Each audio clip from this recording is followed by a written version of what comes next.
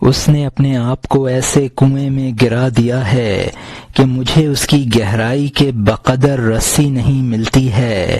جب اس کی خطا ہے، اے پیارے میں کیا کروں کہ اس کو کنویں کی گہرائی سے باہر نکالوں۔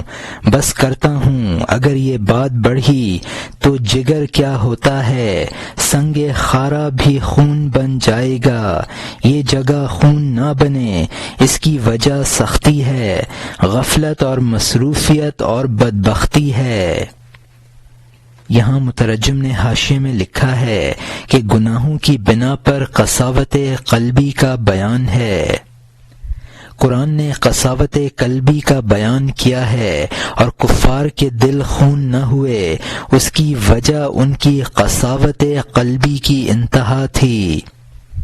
اور یہاں مترجم کا حاشیہ ختم ہوتا ہے، اس دن خون بنے گا جبکہ خون بننا مفید نہیں ہے، اب اس وقت خون بن جبکہ خون بننا نامقبول نہیں ہے۔ جب غلاموں کی گواہی مقبول نہیں ہے، عدل وہ ہوگا جو شیطان کا غلام نہیں ہے۔ قرآن میں ارسلنا کا شاہدن فرمایا ہے کیونکہ وہ آن حضور صلی اللہ علیہ وسلم پیدائش سے حر ابن حر تھے۔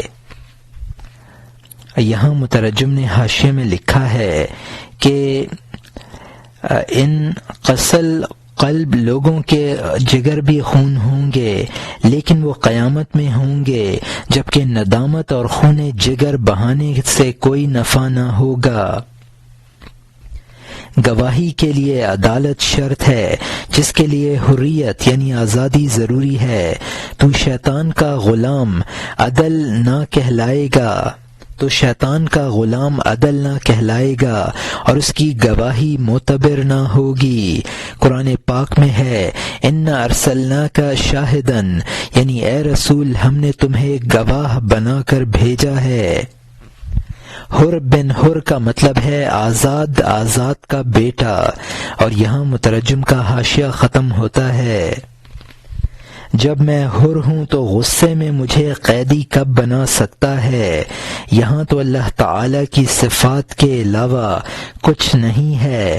اندر آ جا، اللہ تعالی کی مہربانی نے تجھے آزاد کر دیا ہے، کیونکہ اس کی رحمت اس کے غصے پر سبقت لے گئی ہے۔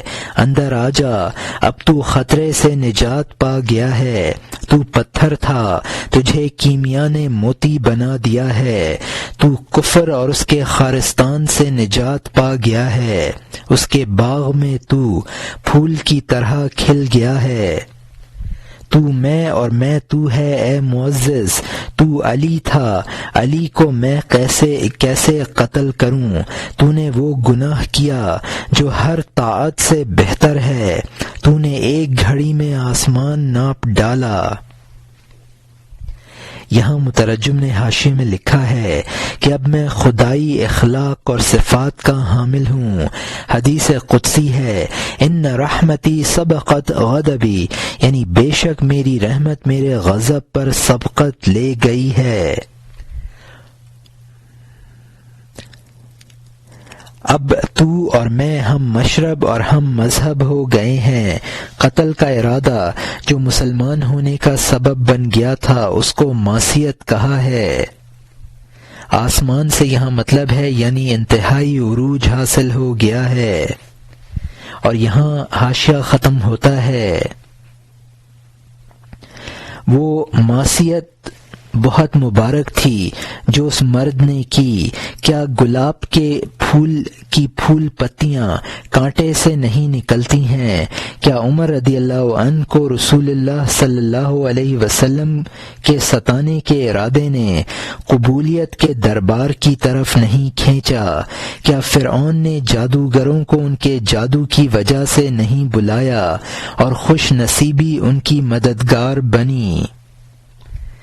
یہاں مترجم نے حاشیے میں لکھا ہے کہ وہ مثالیں بیان کی گئی ہیں جن میں گناہ نجات کا سبب بنا ہے۔ حضرت عمر رضی اللہ عنہ حضور صلی اللہ علیہ وسلم کو ایذا پہنچانے چلے تھے اور مسلمان ہو گئے۔ فرعون کے جادوگر حضرت موسیٰ کے مقابلے کے لیے آئے اور مسلمان ہو گئے۔ اور یہاں حاشیہ ختم ہوتا ہے۔ اگر ان کا جادو اور ان کی سرکشی نہ ہوتی، عنادی فرعون انہیں کب بلاتا، وہ عصا اور معجزے کب دیکھ سکتے۔ اے نافرمانو، معصیت طاعت بن گئی، نا امیدی کو خدا نے فنا کر دیا ہے، جبکہ گناہ اور معصیت طاعت بن گئی ہے۔ جب وہ گناہوں کو تبدیل کر دینا چاہتا ہے تو ان کو چغل خوروں کے علی الرغم عین اطاعت بنا دیتا ہے۔ اس سے شیطان رجیم مزید سنگسار ہو جاتا ہے اور حسد سے وہ شق ہو جاتا ہے، دو ٹکڑے بن جاتا ہے۔ وہ کوشش کرتا ہے تاکہ کوئی گناہ کرا لے، اس گناہ کی وجہ سے ہمیں کنویں میں گرا دے۔ جب دیکھتا ہے کہ وہ گناہ طاعت بن گیا، اس کے لیے بڑا منحوس وقت ہوتا ہے۔ اندر آ جا، میں نے تیرے لیے دروازہ کھول دیا ہے، تو نے تھوکا، میں نے تجھے تحفہ دیا۔ جب میں ظالم کو اس طرح عطا کرتا ہوں، اندازہ کر محبت کے قدموں پر کس طرح جھکوں گا، پس وفادار کو کیا کچھ عطا کروں گا سمجھ لو، خزانے اور لازوال ملک دوں گا۔ یہاں مترجم نے حاشیے میں لکھا ہے کہ جب اللہ کے کرم سے سیئات بھی حسنات بن جاتے ہیں تو گناہ گاروں کو مایوس نہ ہونا چاہیے۔ کسی کی منشا کے خلاف کام کا کرنا اس کو رغم کہتے ہیں۔ شیطان کا مقصد گناہ کرا کر تباہ کرنا ہے۔ جب گناہ طاعت بن جاتا ہے تو اس کو انتہائی صدمہ ہوتا ہے۔ جب مخالفوں سے یہ برتاؤ ہے تو دوستوں کے ساتھ کیا کچھ کروں گا۔ اور یہاں حاشیہ ختم ہوتا ہے۔ اس کو لازوال بادشاہی بخشوں گا، جس کا تصور بھی نہ ہو سکے گا، اس کو وہ دوں گا۔ میں ایسا مرد ہوں کہ اپنے قاتل پر بھی میری مہربانی کا شہد قہر کا ڈنک نہیں بنا۔ اب نئے مضمون کا آغاز ہوتا ہے جس کا عنوان ہے گفتن حضرت رسالت صلی اللہ علیہ وسلم بگوش رکابدار امیر المومنین علی رضی اللہ عنہ کے کشتن علی رضی اللہ عنہ بردست تو خواہد بود خبرت کردم۔ امیر المومنین علی رضی اللہ عنہ کے خادم سے حضور صلی اللہ علیہ وسلم کا کان میں کہنا کہ علی رضی اللہ عنہ کی شہادت تیرے ہاتھ سے ہوگی، میں نے تجھے بتا دیا ہے۔ یہاں مترجم نے حاشیے میں لکھا ہے کہ حضرت علی رضی اللہ عنہ کی شہادت ابن ملجم خارجی کے ہاتھوں ہوئی ہے، جو کہ صحابی نہ تھا۔ اس صورت میں اس قصے کی تصدیق صحیح روایات سے نہیں ہوتی ہے۔ اور یہاں مترجم کا حاشیہ ختم ہوتا ہے۔ میرے خادم کے کان میں پیغمبر صلی اللہ علیہ وسلم نے فرمایا کہ وہ ایک روز اس گردن سے سر قلم کرے گا۔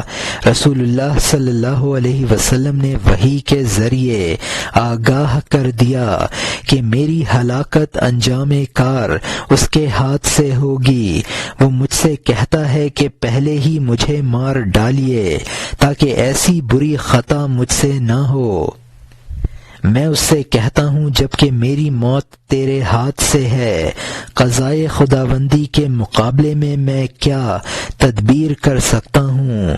وہ میرے قدموں پر گرتا ہے کہ اے آقا، خدا کے لیے میرے 2 ٹکڑے کر دیجئے تاکہ میرا یہ برا انجام نہ ہو، تاکہ میں اپنے اوپر نہ جلوں۔ میں کہتا ہوں جا، قلم خشک ہو چکا ہے۔ اس قلم سے بہت سے جھنڈے سرنگوں ہوئے ہیں۔ ہیں، میرے دل میں تیری طرف سے کوئی بغض نہیں ہے، اس لیے کہ میں اس بات کو تیری طرف سے نہیں سمجھتا ہوں۔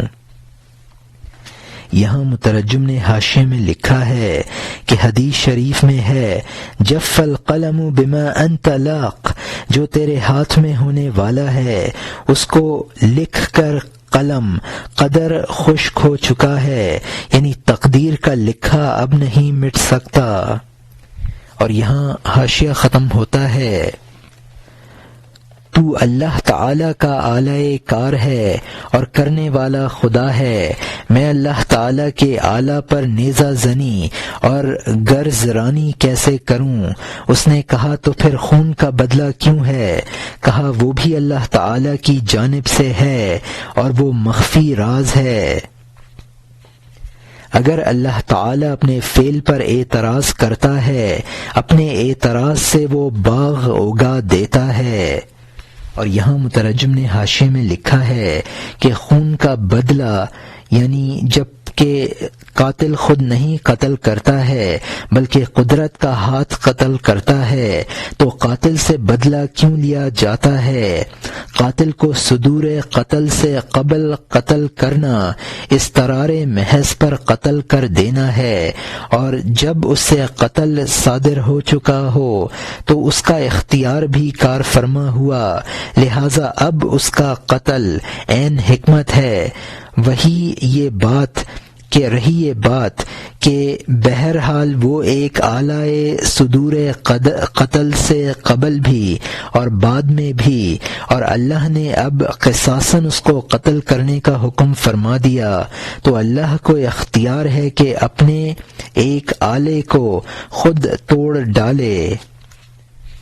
اور یہاں مترجم کا حاشیہ ختم ہوتا ہے، اگر اللہ تعالیٰ اپنے فعل پر اعتراض کرتا ہے، اپنے اعتراض سے وہ باغ اگا دیتا ہے، اس کو اپنے کام پر اعتراض کا حق ہے کیونکہ وہ قہر اور مہر میں یگانہ ہے۔ حوادث کی اس دنیا میں وہی حکمراں ہے، ملکوں میں وہی تدبیر کا مالک ہے۔ اگر وہ اپنے آلہ کو خود توڑ دیتا ہے، اس ٹوٹے ہوئے کو خوب جوڑ دیتا ہے۔ ما ننسخ من آیت او ننسها کے اشارے کے بعد ناتی بخیر منہا کو سمجھ لے اے بزرگ، جس شریعت کو خدا نے منسوخ کیا ہے تو اس نے گھاس کو ختم کیا ہے اور بدلے میں گلاب لایا ہے۔ رات دن کی روشنی کو منسوخ کر دیتی ہے، عقل مند کو پتھر کی طرح سمجھ۔ پھر دن کی روشنی سے رات منسوخ ہوئی، یہاں تک کہ اس حرارت پیدا کرنے والے کی وجہ سے پتھریلا پن ختم ہو گیا۔ یہاں مترجم نے حاشیے میں لکھا ہے کہ اپنے کسی کو اب خلاف مصلحت قرار دے دے اور اپنے کسی کو اب خلاف مصلحت قرار دے دے اور اس کے بجائے دوسرا حکم دے دے تو وہ اس دوسرے حکم پر مصلحتوں کے باغ کھلا دیتا ہے۔ ننسخو یعنی تشریح میں جو تبدیلی ہوتی ہے وہ مصلحتوں سے پر ہوتی ہے۔ خود فرما دیا ہے ما ننسخ من آیت او ننسها نات بخیر منها، یعنی ہم جب کسی آیت کو منسوخ کرتے ہیں یا بھلا دیتے ہیں تو اس سے بہتر لے آتے ہیں۔ تکوینیات میں جب اللہ کوئی تغیر فرماتا ہے اس میں مصلحت ہوتی ہے۔ عقل انسانی بیکار پتھر جیسی ہو جاتی ہے۔ اور یہاں حاشیہ ختم ہوتا ہے، اگر نیند اور رات کا سکون تاریکی ہے تو کیا آب حیات تاریکی میں نہیں ہے؟ کیا اس تاریکی میں عقلیں تازہ نہیں ہو گئیں؟ کیا خاموشی شہرت کا سرمایہ نہیں بنی؟ کیونکہ ازداد سے ازداد پیدا ہوتے ہیں، دل کے کالے نقطے میں نور پیدا فرمایا ہے۔ یہاں مترجم نے حاشیے میں لکھا ہے کہ بظاہر نور کی تبدیلی کے بعد ظلمت کی آمد کچھ مناسب نہیں معلوم ہوتی، لیکن جانداروں کو حقیقتاً اسی سے آب حیات حاصل ہوتا ہے اور تمام قوا اثر نو تر و تازہ ہو جاتے ہیں۔ رات میں انسان خاموش رہا، عقل و خرد تازہ ہوئی جو ان کی شہرت کا سبب بنتی ہے۔ یہاں سے مولانا نے دیگر تغیرات کا ذکر فرمایا ہے۔ جو چیزیں باہمی مقابل ہیں، ایک چیز جاتی ہے تو اس کے مقابلے کی دوسری چیز نمودار ہو جاتی ہے۔ سویدہ کا مطلب ہے کالا نقطہ، اس سے قلب کا کالا نقطہ، اور نور سے نور عقل مراد ہے، یعنی سیاہ پتلی، اور نور سے نور نظر مراد ہے۔ اور یہاں حاشیہ ختم ہوتا ہے۔ پیغمبر صلی اللہ علیہ وسلم کی جنگ صلح کا دار و مدار ہوئی۔ اس اخیر زمانے کی صلح اسی جنگ کی وجہ سے تھی۔ اس محبوب نے لاکھوں سر قلم کر دیے تاکہ دنیا والوں کے سروں کو امن حاصل ہو۔ باغبان سبز شاخ اس لیے کاٹ دیتا ہے تاکہ کھجور قد اور پھل حاصل کرے۔ وہ سمجھدار باغ میں سے گھاس اکھاڑ ڈالتا ہے تاکہ باغ اور پھل اپنی تر و تازگی نمایاں کر سکے۔ مریض دانت کو ڈاکٹر اکھاڑ دیتا ہے تاکہ دوست درد اور بیماری سے نجات پا جائے۔ پس نقصانوں میں ترقیاں مضمر ہیں، شہیدوں کی زندگی فنا ہو جانے میں ہے۔ یہاں مترجم نے حاشیے میں لکھا ہے کہ آن حضور صلی اللہ علیہ وسلم کے جس قدر غزوات ہیں ان میں بظاہر تخریب ہے لیکن دراصل تعمیر ہے۔ مالی شاخیں تراشتا ہے اور گھاس اکھاڑ ڈالتا ہے، اس کی وجہ سے باغ میں پھل اور پھول کی کثرت ہوتی ہے۔ طبیب دانت اکھاڑتا ہے لیکن مصلحت یہ ہوتی ہے کہ بیمار کو آرام ملے۔ بہت سی چیزوں میں جو نقصان نظر آتے ہیں وہی اضافوں کا سبب ہیں۔ انسان شہید ہو کر بقائے دوام حاصل کر لیتا ہے۔ اور یہاں مترجم کا حاشیہ ختم ہوتا ہے۔ جب رزق کھانے والا حلق کٹ گیا تو یرزقون یفرحون خوشگوار ہو کر آ جاتا ہے۔ اور یہاں مترجم نے حاشیے میں لکھا ہے کہ شہیدوں کے بارے میں آیت یرزقون فرحین نازل ہوئی ہے، یعنی ان شہیدوں کو رزق دیا جاتا ہے اور وہ خشک ہوتے ہیں۔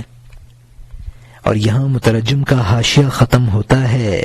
جانور کا گلا جب انصاف سے کاٹا گیا، انسان کے حلق نے نشو و نما پائی اور اس کی فضیلت بڑھ گئی۔ جب انسان کا گلا کٹا، غور کر وہ کیا اضافہ کرے گا، اس کو اس پر قیاس کر لے۔ تیسرا حلقوم پیدا کرے گا اور اس کی تیمار داری اللہ تعالی کے شربت اور اس کے انوار سے ہوگی۔ کٹا ہوا حلقوم شربت پیتا ہے لیکن وہ حلق جو لا سے آزاد ہو گیا ہو اور بلا میں فنا ہو گیا ہو، اے کوتاہ ہمت اور کوتاہ دست، بس کر، روٹی کے ذریعے تیری جان کی زندگی کب تک رہے گی؟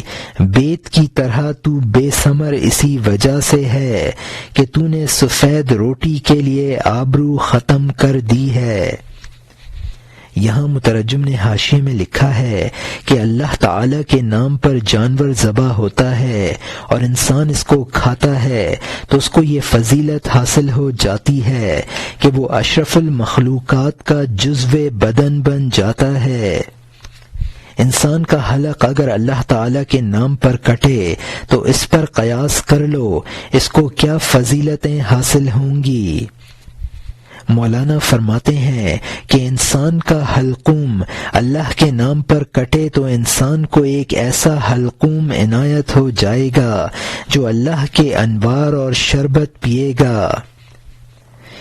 غیر اللہ کی لا کا مطلب ہے غیر اللہ کی نفی، اور بلا کا مطلب ہے یعنی اس نے اللہ کی ربوبیت کا پورا اقرار کیا۔ اور یہاں مترجم کا حاشیہ ختم ہوتا ہے۔ اگر حس کی جان اس روٹی سے صبر نہیں کرتی ہے، کیمیا حاصل کر اور تو تانبے کو سونا بنا دے۔ اے فلاں، اگر تو کپڑے صاف کرنا چاہتا ہے تو دھوبیوں کے محلہ سے روگدانی نہ کر۔ اگرچہ روٹی نے تیرا روزہ توڑ دیا ہے، ٹوٹے ہوئے کو جوڑنے والے سے لپٹ جا اور آگے بڑھ۔ جب اس کا ہاتھ ٹوٹے ہوئے کو جوڑنے والا ہے تو اس کا توڑنا یقیناً جوڑنا ہوگا۔ اگر تو خود اس کو توڑنے لگے، وہ کہے گا آ جا، تو اس کو درست کرنے کی طاقت نہیں رکھتا ہے۔ یہاں مترجم نے حاشیے میں لکھا ہے کہ اگر تو خود ترک دنیا نہیں کر سکتا تو کسی شیخ کا ہاتھ پکڑ لے، وہ تیرے تانبے کو سونا بنا دے گا۔ گناہوں سے اپنا دامن پاک کر لے۔ دھوبی کا یہاں مطلب ہے وہ شیخ کامل جو تجھے گناہوں سے پاک کر دے۔ ٹوٹے ہوئے کو جوڑنے والا کو شکستہ بند کہا ہے، یعنی شیخ کامل۔ اگر تو خود تقوی حاصل کرنے کی کوشش کرے گا تو کوئی نہ کوئی شیخ کامل تجھے اپنی طرف کھینچ لے گا۔ اصلاح باطن کرنا شیخ کامل ہی کا کام ہے۔ اور یہاں حاشیہ ختم ہوتا ہے۔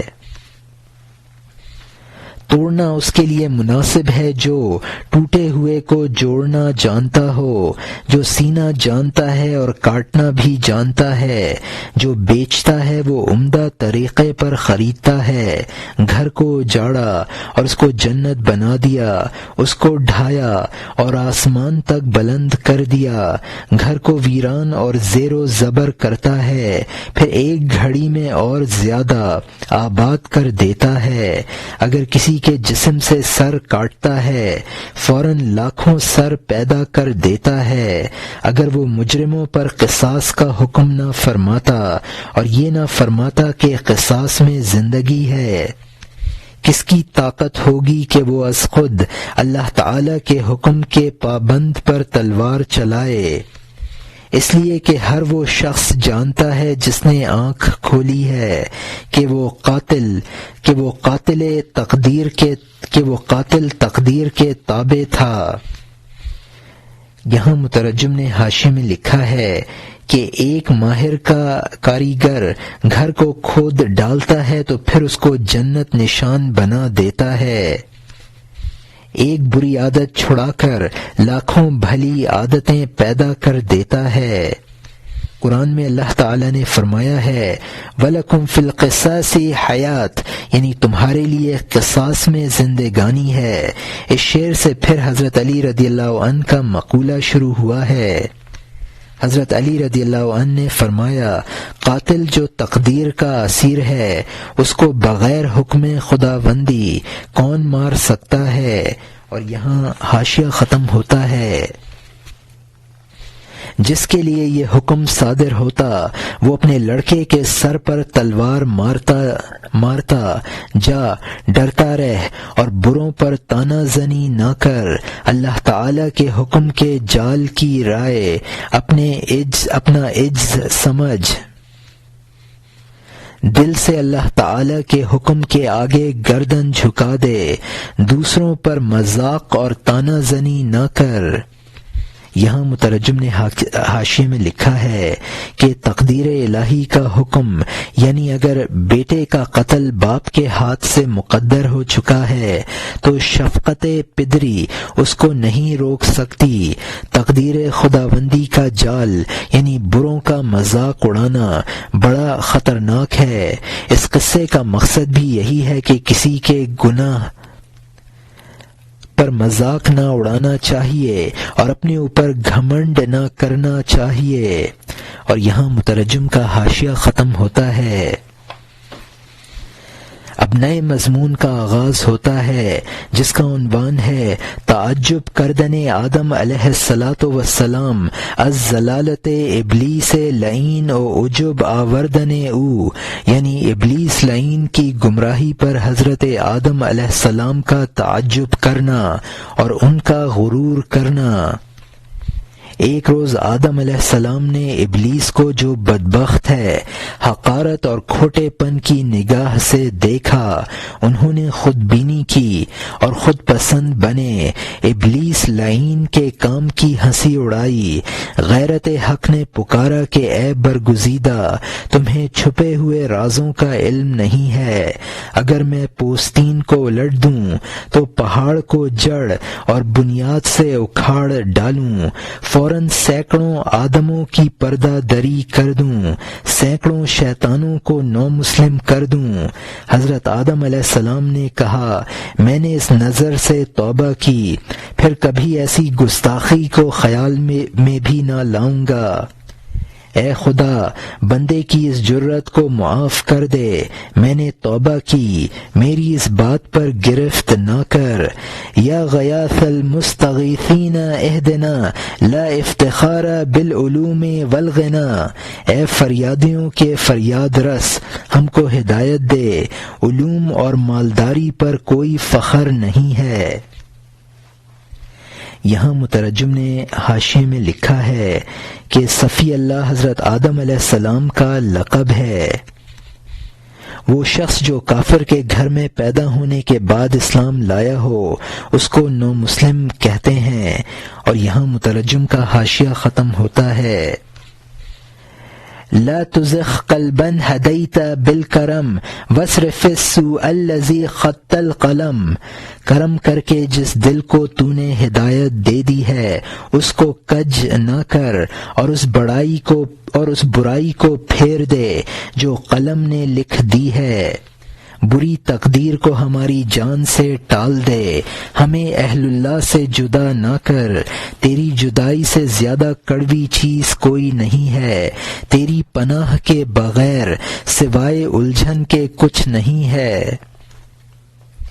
ہمارا سامان بھی ہمارا راہزن ہے، ہمارا جسم ہی ہماری جان کے لیے نقصان رساں ہے۔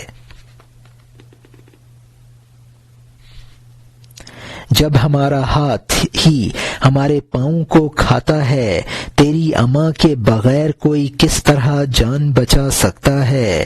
اگر ان بڑے خطروں سے جان بھی بچا لی تو بدبختی اور خوف کا سرمایہ حاصل کیا، اس لیے کہ جان کا جب تک محبوب سے وصال نہ ہو قیامت تک وہ خود اندھی اور بے نور ہے۔ جب تو راستہ نہ دے جان کا بچنا فرضی بات ہے۔ وہ جان جو تیرے بغیر زندہ ہو اس کو مردہ سمجھنا چاہیے۔ اگر تو بندوں پر طعنہ زنی کرے اے مختار، یہ تیرا حق ہے۔ اور یہاں مترجم نے حاشیے میں لکھا ہے کہ ہماری مصروفیت راہ سلوک میں نہیں چلنے دیتی۔ وہ جان جو محبت الہی سے خالی ہے اگر بچا بھی لی تو کچھ فائدہ نہیں ہے، ایسی جان تو ادبار اور خوف کا سرمایہ ہے۔ جب اللہ تعالی نجات کا راستہ نہ دے تو جان کا بچنا فرضی اور غیر واقعی ہے، کیونکہ ایسی جان تو خود مردہ ہے۔ اور یہاں حاشیہ ختم ہوتا ہے، اگر تو بندوں پر طعنہ زنی کرے اے مختار، یہ تیرا حق ہے۔ اگر تو چاند اور سورج کو مخفی کہے، اگر تو سرد کے قد کو جھکا ہوا کہے، اگر تو آسمان اور عرش کو حقیر کہے، اگر تو کان اور سمندر کو فقیر کہے، یہ بات تیرے کمال کے پیش نظر درست ہے۔ مکمل کرنے اور فنا کرنے کی ملکیت تیری ہی ہے، کیونکہ تو عدم اور نیستی سے پاک ہے، معدوم کو موجود کرنے والا ہے اور فنا کرنے والا ہے۔ جس نے اگایا ہے وہ جلانا جانتا ہے، جس نے پھاڑا ہے وہ سینہ جانتا ہے، ہر خزاں میں باغ کو جلا ڈالتا ہے، پھر رنگ آمیز پھول اگا دیتا ہے کہ اے جلے ہوئے باہر آ، تر و تازہ ہو جا، دوبارہ خوبصورت بن اور مشہور ہو جا۔ نرگس کی آنکھ اندھی ہوئی، اس کو پھر بنا دیا، بانسری کا حلق پھاڑ دیا، پھر اس کو بجا دیا۔ یہاں مترجم نے حاشیے میں لکھا ہے کہ گلے صباغ کا مطلب ہے وہ پھول جو اپنی خوش رنگی کی وجہ سے باغ کی زینت ہو۔ اور یہاں مترجم کا حاشیہ ختم ہوتا ہے۔ ہم چونکہ بنائے ہوئے ہیں اور بنانے والے نہیں ہیں، سوائے ناچیز اور سوائے ادنا درجے پر قانے ہونے کے کچھ نہیں ہے۔ ہم سب نفسی نفسی پکارتے ہیں، اگر تو نہ چاہے ہم سب شیطان ہیں۔ ہم نے شیطان سے رہائی اس لیے پائی ہے کہ تو نے ہماری جان کو اندھے پن سے بچا لیا ہے۔ جس کی زندگی ہے تو اس کے لیے لاٹھی پکڑنے والا ہے، لاٹھی اور لاٹھی پکڑنے والے کے بغیر اندھا کیا ہوتا ہے؟ تیرے سوا جو کچھ بھی ہے، خواہ اچھا ہے یا برا ہے، آدمی کو جلانے والا ہے اور مجسم آگ ہے۔ جس کسی کے لیے آگ پشت و پناہ بن گئی، وہ آتش پرست اور آتش پرستوں کا پیشوا بن گیا۔ کل شیء ما خلا اللہ باطل، ان فضل اللہ غیم حاطل، یعنی اللہ کے سوا ہر چیز باطل ہے، بے شک اللہ کا فضل بارش برسانے والا ابر ہے۔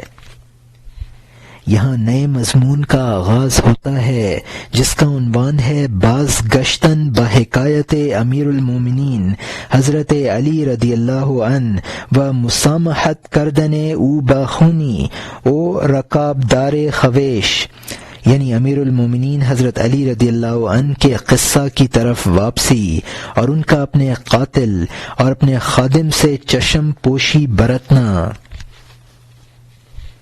حضرت علی رضی اللہ عنہ اور ان کے قاتل کے قصہ کی طرف پھر چل، اور قاتل پر ان کے کرم اور کرم میں اضافہ کی طرف چل۔ کہا میں دشمن کی آنکھ سے دیکھتا ہوں، شب و روز اس پر کوئی غصہ نہیں کرتا ہوں، کیونکہ مجھے موت زندگی کی طرح اچھی لگتی ہے۔ میری موت نے زندگی کو مضبوطی سے پکڑ لیا ہے۔ بغیر موت کے موت ہمارے لیے حلال ہے۔ بے نوائی کا سامان ہمارے لیے عطیہ ہے۔ بے نوائی کا سامان جب تیرے لیے سامان بن گیا تو نے حیات جاودانی پالی اور موت ختم ہو گئی۔ جو دوسروں کے لیے خوف کا سبب ہے وہ تیرے لیے امن بن گیا۔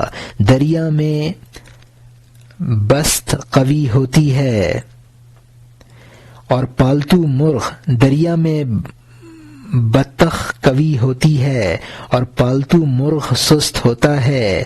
اس کا ظاہر موت ہے اور باطن زندگی ہے۔ بظاہر وہ تباہی ہے، بباطن وہ بقا ہے۔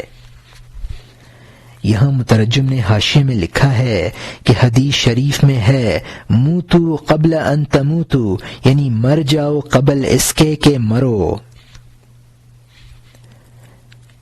موت کافروں کے لیے باعث خوف اور مومن کے لیے باعث امن ہے، جیسا کہ دریا بطخ کے لیے قوت کا سبب اور پالتو مرغ کے لیے کمزوری کا سبب ہے۔ اور یہاں مترجم کا حاشیہ ختم ہوتا ہے۔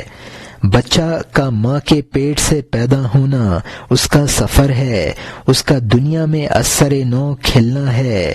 چونکہ موت سے مجھے عشق اور محبت ہے، اپنے آپ کو ہلاک نہ کرو کی ممانعت میرے لیے ہے۔ جس کی جان کے لیے مرنا ہلاکت ہے وہ لا تلقو کے حکم پر عامل نہیں ہے۔ جس کے لیے مرنا کامیابی بن گیا ہے اس کے لیے جلدی کرو کا خطاب آیا ہے، یعنی سارعو۔ اس لیے کہ ممانعت تو میٹھے دانے سے ہوتی ہے، کڑوے کے لیے ممانعت کی کیا ضرورت ہے؟ جس دانہ کا گودا اور چھلکا کڑوا ہو اس کی تلخی اور کڑواہٹ خود ممانعت ہے۔ یہاں مترجم نے حاشیے میں لکھا ہے کہ بچہ کا ماں کے پیٹ سے باہر آنا اس کا انتقال ہے اور اسی سے اس کا نشو و نما ہوتا ہے۔ قرآن پاک میں ہے وَلَا تُلْقُوا بِأَيْدِيكُمْ إِلَى التَّهْلُكَةِ، یعنی تم اپنے آپ کو ہلاکت میں نہ ڈالو۔ مولانا نے ہلاکت کے معنی موت کے لیے ہیں، جبکہ ایک حدیث صحیح میں اس کے معنی ترک جہاد کے بتائے گئے ہیں۔ یہ بات سمجھ لینی چاہیے کہ نہیں ان چیزوں کے لیے ہوتی ہے جن کی طرف انسان کو رغبت ہونا ہو، ناپسندیدہ چیز سے روکنے کے کوئی معنی نہیں ہے۔ اب دونوں شعروں کا مطلب یہ ہے کہ حضرت علی رضی اللہ عنہ نے فرمایا کہ موت چونکہ میرے لیے مرغوب ہو چکی ہے، اس لیے لا تلقو کا خطاب میرے اور مجھ جیسوں کے لیے ہے۔ جو لوگ موت کو خود ہی پسند نہیں کرتے وہ دراصل اس نہیں کے مخاطب نہیں بن سکتے اور نہ ہی وہ اس نہیں پر عامل سمجھے جائیں گے۔ جو عشق الہی میں مبتلا ہیں اور وصال کے جویاں ہیں ان کے لیے موت ہی ذریعہ وصال ہے۔ وہ سارعو کا اپنے آپ کو مخاطب سمجھتے ہیں اور اسی پر عمل کرتے ہیں، اور لا تلقو کی نہیں پر نہ عمل کرنے میں معذور ہیں۔ سارعو کا مطلب ہے جلدی کرو، یعنی موت کے طالب بنو۔ یہ اوپر کے دوسرے اور تیسرے شعر کی دلیل اور وضاحت ہے، یعنی مرغوب چیز سے ممانعت ہوا کرتی ہے، مکروہ کے لیے ممانعت کی ضرورت نہیں ہوتی ہے۔ اور یہاں مترجم کا حاشیہ ختم ہوتا ہے۔ موت کا دانہ میرے لیے میٹھا ہو گیا ہے، بلکہ وہ زندہ ہیں، یعنی بل احیاہم میرے لیے وارد ہوا ہے۔ اقتلونی یا ثقانی لائما ان فی قتلی حیاتی دائما ان فی موتی حیاتی یا فتا کم افارق موتنی حتی متا فرقتی لو لم یکن فی ذا السکون لم یقل انا الیہ راجعون۔ اے میرے معتمد لوگو، مجھے ملامت کرتے ہوئے قتل کر ڈالو، بے شک میرے مرنے میں میری ابدی زندگی ہے۔ اے نوجوان، میری موت میں میری زندگی ہے۔ میں اپنے وطن سے کب تک اور کتنا جدا رہوں؟ اگر اس سکونت میں میری جدائی نہ ہوتی تو اللہ تعالی نہ فرماتا ہم اسی کی طرف لوٹنے والے ہیں۔ لوٹنے والا تو وہی ہوتا ہے جو اپنے شہر میں واپس آئے، زمانے کے فراق سے وصال کی طرف آئے۔ اس بات کا خاتمہ نہیں ہے میرے خادم نے آن حضور صلی اللہ علیہ وسلم سے جب یہ راز سنا شرم سے جھک گیا۔ یہاں مترجم نے حاشیے میں لکھا ہے کہ شہداء کے بارے میں قرآن میں کہا گیا ہے لا تحسبن الذین قتلوا فی سبیل اللہ امواتا بل الذین احیاء، نہ گمان کرو تم ان لوگوں کو جو اللہ کے راستے میں قتل کیے گئے ہیں مردہ، بلکہ وہ زندہ ہیں۔ اقتلونی یہ شعر حضرت منصور حلاج رحمت اللہ علیہ کے شعر سے ماخوذ ہے۔ انہوں نے فرمایا تھا اقتلونی یا ثقانی، میرے معتمدوں مجھے قتل کر دو، ان فی قتل حیاتی، یعنی بے شک قتل میں میری زندگی ہے۔ اور یہاں مترجم کا حاشیہ ختم ہوتا ہے۔ اب نئے مضمون کا آغاز ہوتا ہے جس کا عنوان ہے افتادن رقاب دار ہر بار دریائے امیر المومنین علی رضی اللہ عنہ کہ اے امیر المومنین مرا بکش او ازیں قضا باز رہاں، یعنی ہر دفعہ خادم کا امیر المومنین رضی اللہ عنہ کے پاؤں پڑنا کہ اے امیر المومنین مجھے مار ڈالیے اور اس قضائے خداوندی سے چھڑا دیجیے۔ وہ خادم آیا اور میرے آگے زمین پر گر پڑا، اس نے بار بار میرے پیروں پر سر رکھا، پھر آیا کہ اے علی مجھے جلد قتل کر دیجیے تاکہ وہ برا وقت نہ دیکھوں، میں معاف کرتا ہوں میرا خون بہا دیجیے تاکہ میری آنکھ وہ قیامت میں نہ دیکھے۔ حضرت علی رضی اللہ عنہ نے فرمایا گو ہر ذرہ قاتل بن جائے، تیرے لیے اس کے ہاتھ میں خنجر ہو، تیرا ایک بال بھی نہیں کاٹ سکتا ہے، جبکہ قلم یعنی تقدیر نے تیرے لیے ایسا لکھ دیا ہے۔ لیکن بے فکر ہو جا، میں تیرا سفارشی ہوں، میں روح کا مالک ہوں، جسم کا غلام نہیں ہوں، میرے نزدیک اس جسم کی کوئی قیمت نہیں ہے بغیر جسم کے واسطے کے، میں جواں مرد کا بیٹا ہوں، خنجر اور تلوار میرے لیے خوشبو اور پھول بن گئے ہیں، جسم کی موت میری بزم نشاط اور باغیچہ ہے، جو جسم کو اس طرح مغلوب کر دے وہ امیری اور خلافت کی حرص کب کر سکتا ہے؟ بظاہر وہ جو حکومت اور مرتبہ کے لیے کوشاں ہے تو اس لیے ہوا تاکہ حاکموں کے لیے حکومت کرنے کی رہنمائی کریں، تاکہ ہر حکومت کے جسم کے لیے جامہ تیار کر دیں، تاکہ ہر شخص حاکم کے لیے قانون نامہ تحریر کر دیں، تاکہ امارت میں نئی روح ڈال دیں، تاکہ نخل خلافت کو پھل عطا کر دیں۔ اس عالم آخرت میں تو ان کی سرداری دیکھے گا، تیرے چھپے ہوئے خیالات ظاہر ہو جائیں گے۔ اے عقل مند خبردار، برا گمان نہ کر، ہوش میں آ اور اللہ بہتر جانتا ہے۔ اب نئے مضمون کا آغاز ہوتا ہے جس کا عنوان ہے بیان آن کا فتح تلبیدن پیغمبر صلی اللہ علیہ وسلم مکہ وغیر مکہ را جہت دوستی ملک دنیا نبود، چونکہ فرمود الدنیا جیفت و طالبها کلاب بلکہ بامر بود، یعنی اس کا بیان کہ پیغمبر صلی اللہ علیہ وسلم کا مکہ وغیرہ کی فتح طلب کرنا ملک دنیا کی محبت کی وجہ سے نہ تھا، چونکہ خود فرمایا ہے دنیا مردار ہے اور اس کے طلبگار کتے ہیں، بلکہ خدا کے حکم سے تھا۔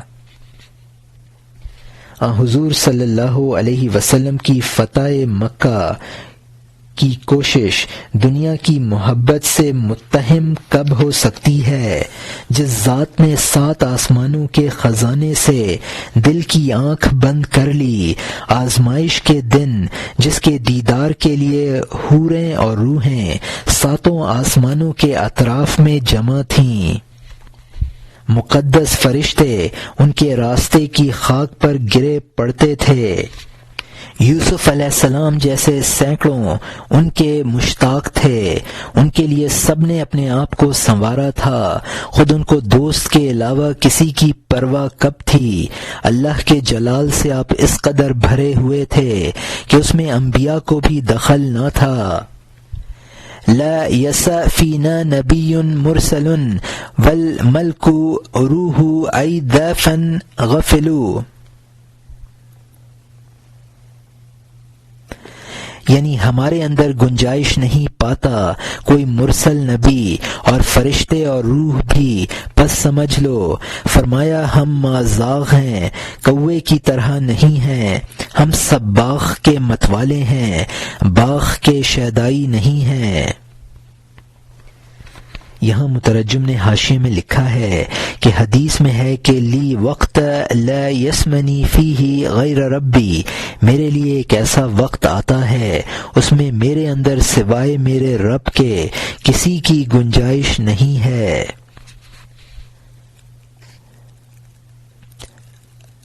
ہم ما زاغا کے مصداق ہیں. سورہ نجم میں ہے ما زاغ البصر وما طغى، یعنی دیدار الہی کے وقت آن حضور صلی اللہ علیہ وسلم کی نظر ادھر ادھر نہ ہوئی، نہ اچٹی.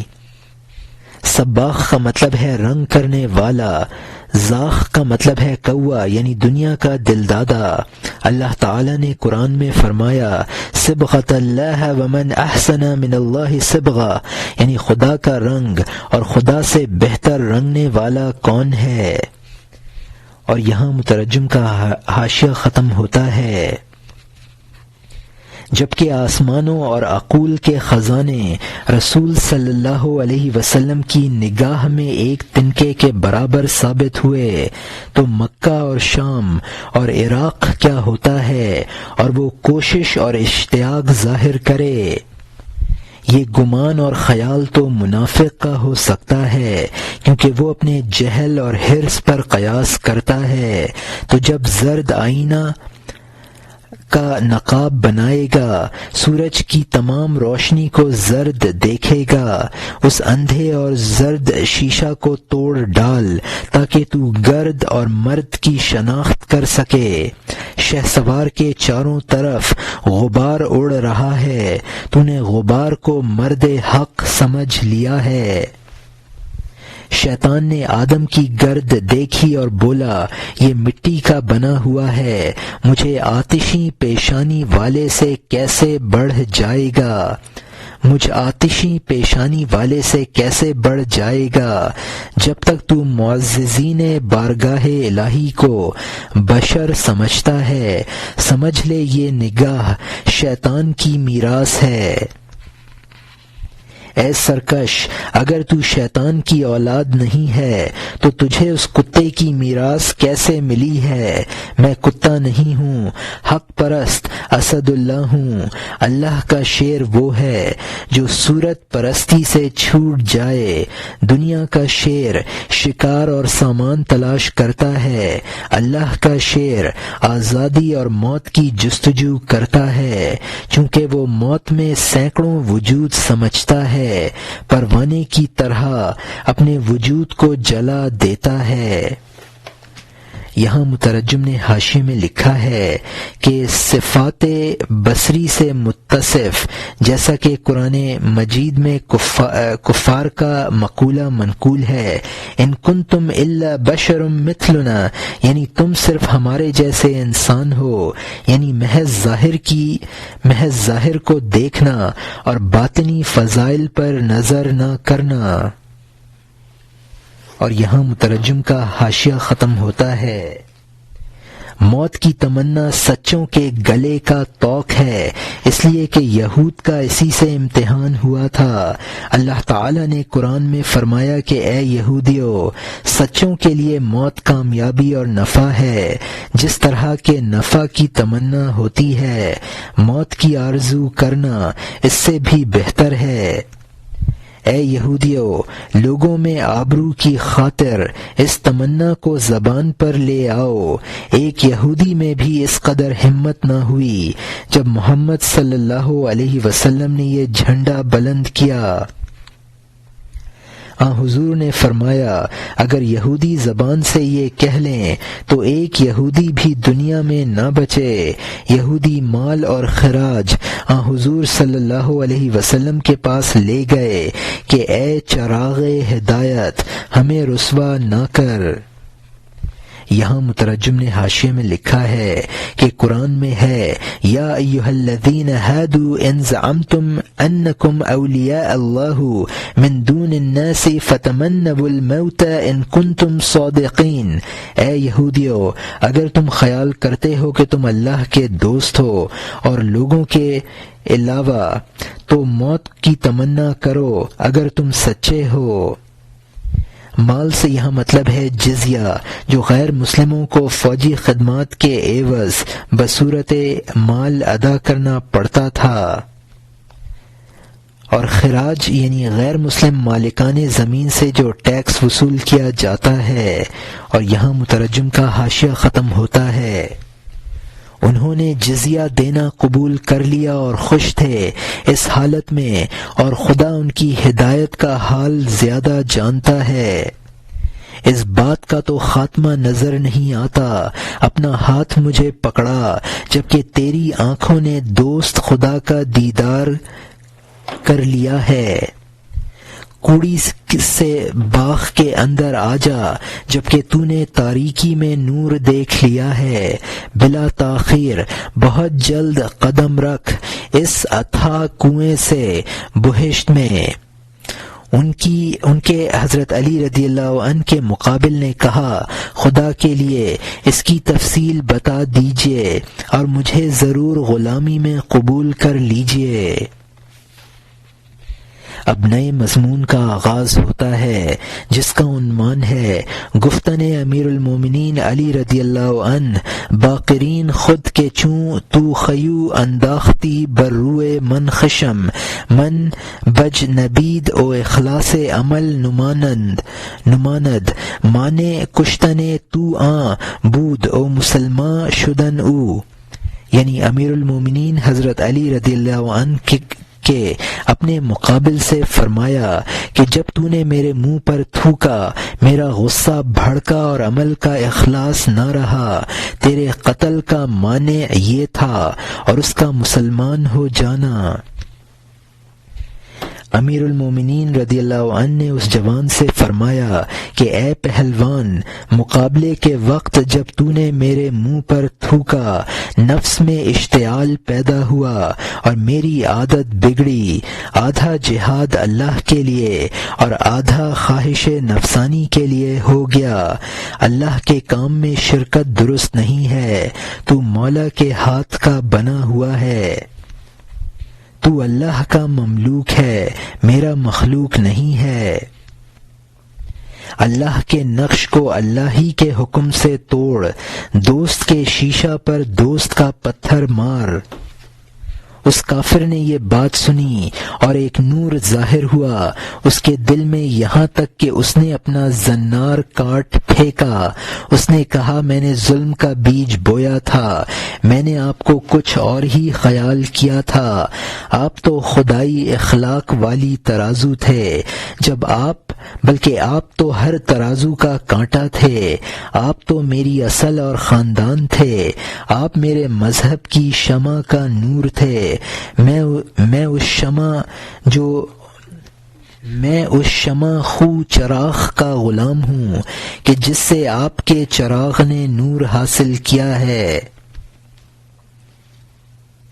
یہاں مترجم نے حاشیے میں لکھا ہے کہ میں اب اپنے خاندان اور مذہب سے نکل کر آپ کی غلامی اور مذہب اختیار کرتا ہوں۔ چراغ کا مطلب ہے کہ حضور صلی اللہ علیہ وسلم جن سے حضرت علی رضی اللہ عنہ نے نور حاصل کیا۔ شمع کی روشنی چاروں طرف یکساں ہوتی ہے، حضور صلی اللہ علیہ وسلم کا فیض بھی عام ہے۔ اور یہاں مترجم کا حاشیہ ختم ہوتا ہے، میں اس دریائے نور کی موج کا غلام ہوں جو ایسے موتی نکالتی ہے۔ مجھ پر کلمہ شہادت پیش کیجئے کیونکہ میں آپ کو خصوصاً زمانے میں برتر سمجھتا ہوں۔ اس کے رشتہ داروں اور قوم میں سے تقریباً 50 آدمیوں نے والہانہ طور پر دین کا رخ کیا۔ ان علی رضی اللہ عنہ نے بردباری کی تلوار کے ذریعے اتنے لوگوں کو تلوار سے بچا دیا، اس قدر حلقوم کو بردباری کی تلوار لوہے کی تلوار سے زیادہ تیز ہے، بلکہ سینکڑوں لشکروں سے زیادہ فتح کرنے والی ہے۔ یہاں مترجم نے حاشیے میں لکھا ہے کہ یہاں نئے مضمون کا آغاز ہوتا ہے جس کا نام ہے خاتمہ، اور یہاں مترجم نے حاشیے میں لکھا ہے کہ مولانا نے دفتر اول یعنی جلد اول ختم کرنے کے بعد کافی دن بعد دفتر دوم شروع کیا تھا۔ دفتر اول کو ختم کر دینے کی 2 وجہیں بیان فرمائی ہیں۔ ایک تو سامعین کا قصص اور حکایات میں لگ جانا اور ان کے بیان سے جو اصل مقصد عبرت اور نصیحت ہے اس کی طرف توجہ کا کم کر دینا، دوسرے کلام کی طوالت جو سامعین میں ملال پیدا کر دیتی ہے اور کلام زیادہ مفید نہیں رہتا ہے۔ اور یہاں مترجم کا حاشیہ ختم ہوتا ہے۔ ہائے افسوس، 2-4 لقمے کھا لیے گئے، فکر کا جوش اس سے ٹھنڈا پڑ گیا، گیہوں کا ایک دانہ آدم علیہ السلام کے لیے کہ سورج کے لیے گرہن بنا، جیسا کہ نقطہ زن میں آنا چاند کے نور کا گرہن ہے۔ یہاں مترجم نے حاشیے میں لکھا ہے کہ حکایتوں اور قصوں کو لوگوں نے جسمانی خوراک بنا لیا ہے، سامعین کی غفلت مقرر کا جوش ختم کر دیتی ہے۔ حضرت آدم علیہ السلام نے گیہوں کھا لیا تو جنت سے نکلنا پڑا، مدار شمس اور مدار قمر کے باہمی تقاطع سے 2 نقطے پیدا ہوتے ہیں، ان میں سے ایک کا نام راس اور دوسرے کا نام زنب ہے۔ جس وقت سورج نقطۂ زاس پر ہو اور چاند نقطۂ زنب پر تو دونوں کے درمیان زمین حائل ہو جاتی ہے اور چاند گرہن میں آ جاتا ہے۔ اور یہاں مترجم کا حاشیہ ختم ہوتا ہے۔ دل کی لطافت عجیب ہے کہ ایک مٹھی خاک سے اس کا چاند سریا کی طرح پراگندہ ہو جاتا ہے۔ روٹی جب تک مانی تھی اس کا کھانا مفید تھا، چونکہ وہ صورت بن گئی اس لیے انکار کا باعث بن گئی۔ سبز کانٹوں کی طرح جو کہ اونٹ کھاتا ہے، اس خوراک سے سینکڑوں نفع اور لذتیں حاصل کرتا ہے۔ جب ان کی سبزی جاتی رہی اور خشک ہو جائیں، پھر اونٹ ان کو جنگل میں چرے۔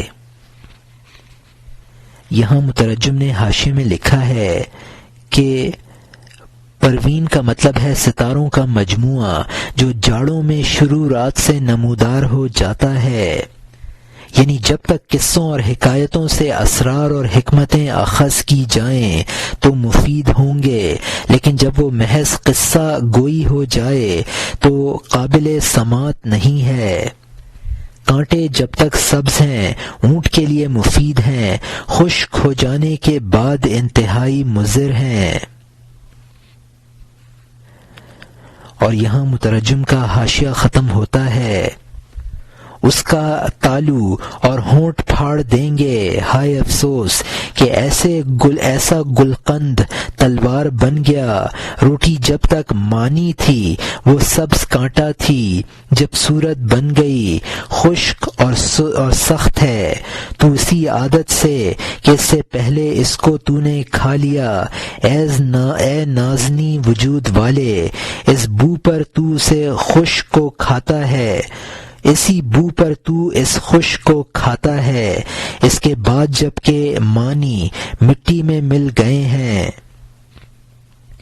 جو مٹی میں مل گئی اور خشک ہو گئی اور گوشت کو کاٹنے والی ہے، اے اونٹ اب اس گھاس سے پرہیز کر، بات بہت خاک آلود نکلتی ہے، پانی گدلا ہو گیا، کنویں کا منہ بند کر دے، جب تک خدا اس کو پھر اچھا اور صاف کرے۔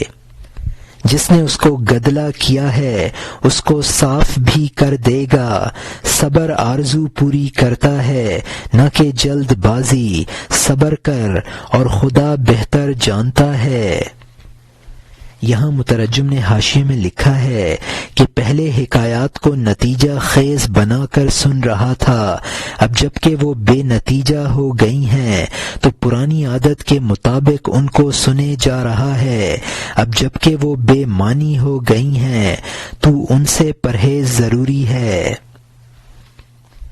یہاں سے مولانا نے اپنے آپ کو مخاطب بنایا ہے، یعنی تمنائیں صبر سے پوری ہوتی ہیں، جلد بازی بے فائدہ ہے۔ اور یہاں مترجم کا حاشیہ ختم ہوتا ہے اور یہاں مثنوی مانوی کی جلد اول ختم ہوتی ہے۔